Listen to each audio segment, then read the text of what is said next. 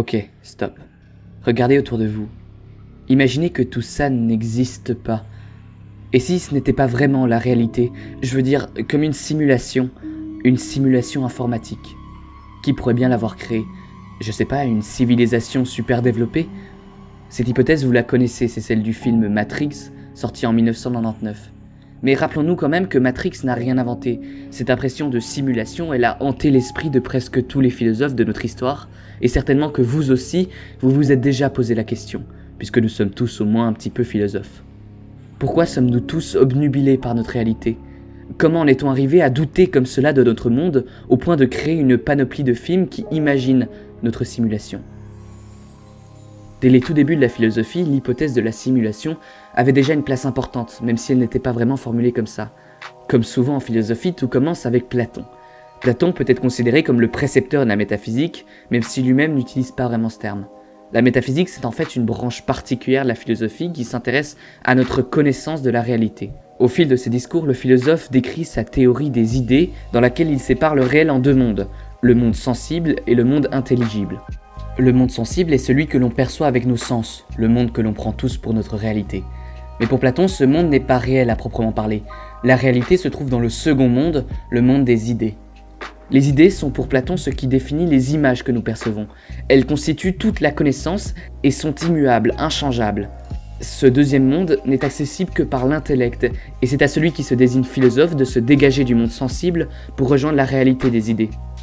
L'allégorie de la caverne est l'image de ce voyage du philosophe, et elle contient ainsi toute la philosophie métaphysique de Platon. Regardez, ce sont des prisonniers d'une réalité créée par des marionnettistes. Les prisonniers sont persuadés que les ombres qu'ils voient sont la réalité. Sauf qu'un jour, un homme du monde intelligible, un philosophe, vient libérer un prisonnier pour l'amener vers la réalité, la vraie. Celui-ci d'abord ne le veut pas. Il doit être forcé, et le trajet vers la vérité demande un grand effort, symbolisé par l'éblouissement et la pente. Ça ne vous rappelle rien? Des prisonniers, une réalité simulée, des marionnettistes, un mentor, une pente. La référence est évidente. Et ça, c'était déjà dans la Grèce antique. La seconde philosophie qui a traité ce doute de la réalité, c'est bien sûr le scepticisme. Pour ceux qui étaient au fond de la classe, petit rappel sur le scepticisme. C'est une doctrine qui fait partie d'un groupe de philosophie qu'on appelle la philosophie hellénistique, dont l'épicurisme et le stoïcisme font partie. En plus d'être contemporaines, ces doctrines ont tout un point commun, la recherche d'un idéal, d'une forme de tranquillité, d'absence de trouble, une forme de bonheur, c'est l'ataraxie. Pour les sceptiques, cette ataraxie peut être atteinte uniquement avec l'ignorance. Ils partent en fait d'une idée très simple. Entre les espèces et même entre les individus, nous percevons les choses différemment. L'exemple le plus courant, ce sont les couleurs. Alors que pour nous, une tomate est rouge, pour un chien, on sait maintenant qu'elle est plutôt gris foncé. Alors, si notre réalité dépend de nos sens, il se peut aussi que nos sens soient trompeurs. Et dans ce sens, on aura toujours un doute quant à la réalité que l'on perçoit. Et si on a un doute, alors il faut pour les sceptiques ne pas faire de jugement sur les choses. Au lieu de dire « cette pomme est rouge », il faudrait dire « cette pomme m'apparaît rouge ». Pour résumer, les sceptiques sont les premiers à vraiment envisager que notre réalité perçue par nos sens soit totalement fausse. Plus tard, au XVIIe siècle, un autre philosophe va reprendre ce doute sceptique et va le critiquer, le changer à sa sauce. Descartes est persuadé que la réalité qu'on a décrétée vraie n'est pas forcément vraie, ou en tout cas, on peut en douter. Pour lui, le doute est essentiel dans la première partie de cette quête pour la reconstruction de la vérité, mais ce n'est qu'une étape contrairement au scepticisme. En se rendant compte qu'on peut douter de tout, Descartes va faire la table rase de ses opinions et de sa réalité. Seulement, et là où il va se démarquer, dans cette page blanche qu'a dessiné le doute, Descartes comprendra qu'il existe un moyen de reconstruire une réalité, et ce moyen, c'est la raison. Bien sûr, l'histoire ne s'arrête pas là. Dans cette déconstruction de la réalité envisagée à l'origine par Platon, chacun voudra prendre position, comme Hume et son scepticisme empirique, qui rejette la raison comme origine de la vérité, ou encore Kant et sa critique de la raison pure. Bien, on a vu comment chaque philosophe avait envisagé sa perception de la réalité, mais personne n'a encore formulé l'hypothèse de la simulation comme telle, et même Platon, qui s'en rapproche le plus, ne se prononce pas vraiment sur les marionnettistes, sur les personnes qui nous enferment dans une simulation. Pour lui, ce sont des politiques ou des sophistes qui nous incitent à rester dans l'illusion, mais cette hypothèse ne paraît pas très probable si on prend l'allégorie de la caverne au pied de la lettre. En 2001, Nick Bostrom, un philosophe suédois enseignant à l'université d'Oxford, publie un article intitulé « Vivez-vous dans une simulation informatique ?» Son constat est simple, il y a une chance non nulle que nous vivions dans une simulation.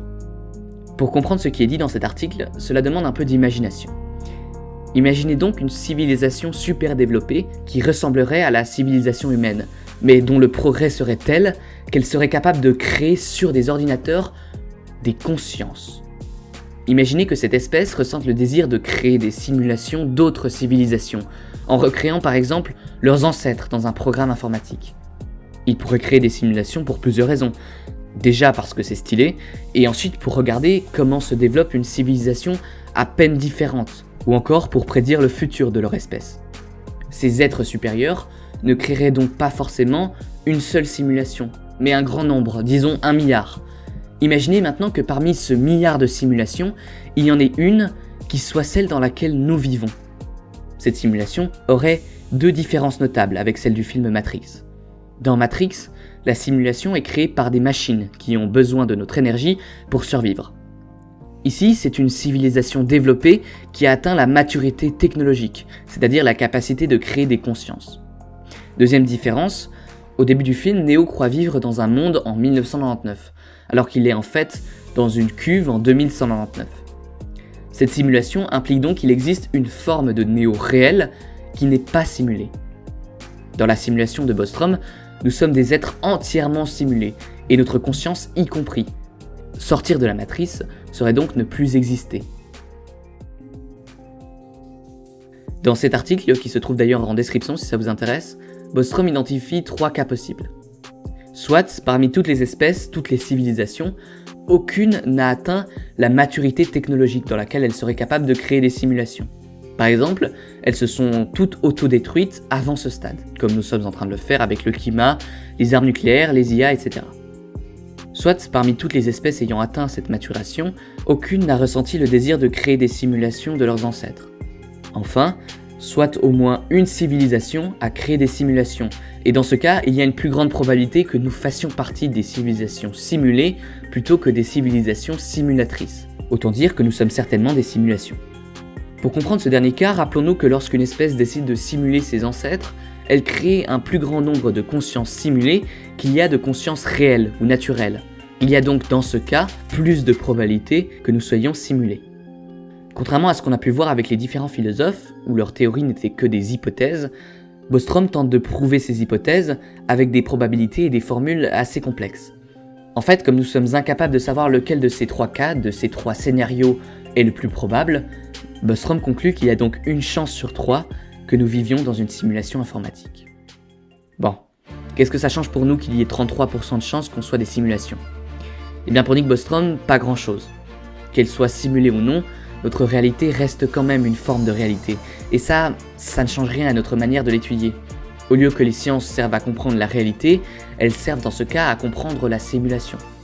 Nous concernant, notre existence reste toujours autant absurde, et elle gagne même peut-être un petit peu en sens, puisque l'on sait que dans ce scénario, on sert à quelque chose, à divertir ou à aider une autre civilisation.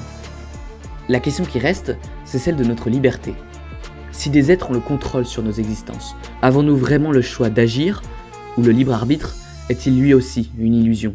Merci beaucoup, c'était Anthropique.